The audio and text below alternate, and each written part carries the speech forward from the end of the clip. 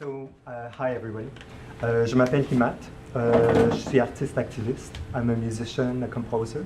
I also write. I've done some acting and some visual arts as well.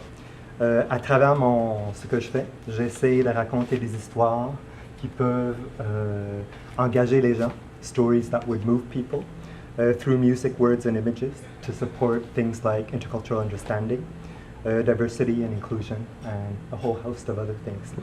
I was born in Agra, India. I grew up and went to school in Wolverhampton in England, where I studied Western classical music, so piano, violin, choir, theory. Well, that was all fine and good until I heard my first Jimi Hendrix record. And then the path kind of changed a little bit. So I'm self-taught on electric guitar, which is my main instrument. As a child, our home was filled with classical and religious music from India, and of course, Bollywood. My own interests as a teenager were in the sort of pop rock glam movement that was really big in the UK, and punk that was emerging in the 1970s.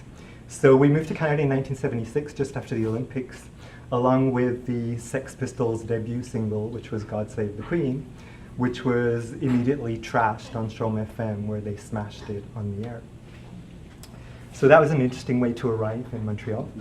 So in Montreal, when I arrived, I was in a couple of the very first punk bands in Montreal. There was the Alpha Jerks and the Popular Front. And in those two groups, I played a number of key Montreal institutions, such as Les Foufounes Électriques, Broadway Live, which was on St. Philip's Square at the time, Club Montréal, which later became the Spectrum, and different places across Quebec and in Ontario. Dans les années 80, j'ai travaillé beaucoup avec des collectifs d'artistes. I'm a co-founder of the Montreal Asian Heritage Festival with Janet, now known as XAZ. Also Montreal Sarai, I'm one of the co-founders of Montreal Sarai, some of you may be familiar with that. And Sati, which unfortunately doesn't exist anymore, which was a South Asian LGBTQ plus collective of artists, and we did a lot of work around supporting the emergence of queer South Asian artists in the 90s. So it was basically just working a lot around the development of what's a South Asian queer identity post-baby boomers. In the middle 1980s, I joined the Canadian Civil Service. I kind of took a left turn. So I retired last year. Yay. Bravo. After 30 years, most of my work was in the development and implementation of federal policy in different areas, mainly human rights and refugee protection, but also I've done some work in the areas of immigration, citizenship, and multiculturalism. I'm going to speed ahead because I want to do a little bit of a performance.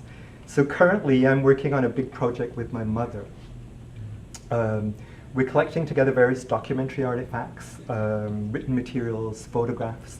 My dad passed away about 12 years ago, and he was a photographer.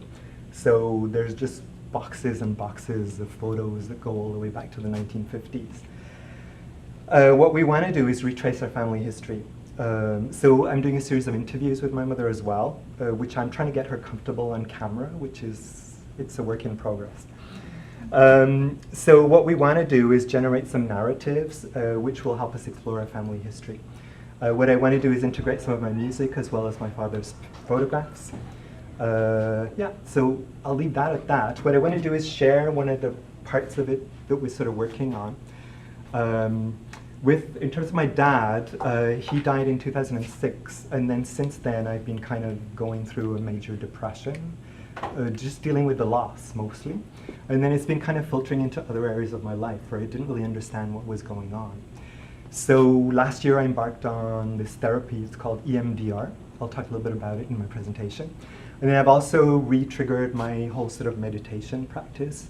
And those two things are really helping me sort of come out of that. So I'll just do the piece. I think it'll explain more than just talking about it.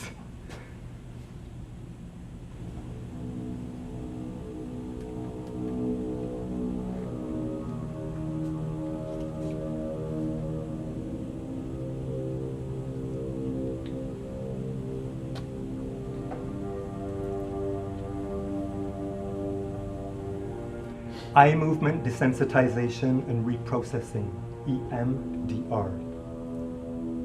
The gentle sounds of a string quartet filter through my headphones, taking me slowly back to landscapes recomposed and replayed in my mind. A click in my left ear, followed by a click in my right ear. Click, click, left, right, left, right. Like a metronome, rigid, unwavering. My synapses re-trigger in rhythms that know nothing of string quartets, syncopating with the clicks, talas in 7/8 or 5/4. I feel connections light up again. An energy surge through my brain. Then tears come like the monsoon, washing away my pain, soothing my soul. I know now that my father was happy. He was proud of his son. I feel his smile, the approval, the unspoken confirmation of his love for me.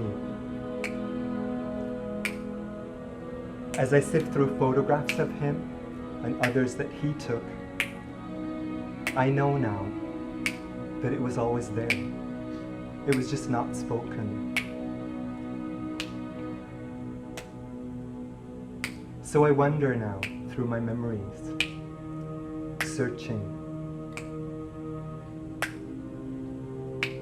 I remember his silent anger and how it consumed him like fire, exploding in rage, my fear crippling me utterly.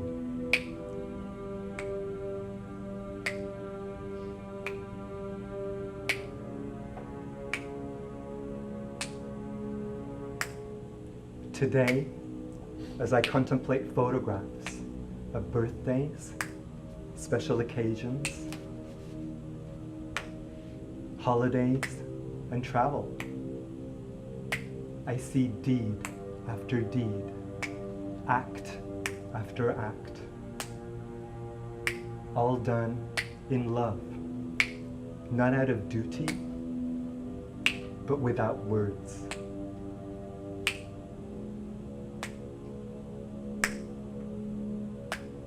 I'll never know that silence or what it contained. But today in my silence, I can feel him, near, but I feel no fear, only love.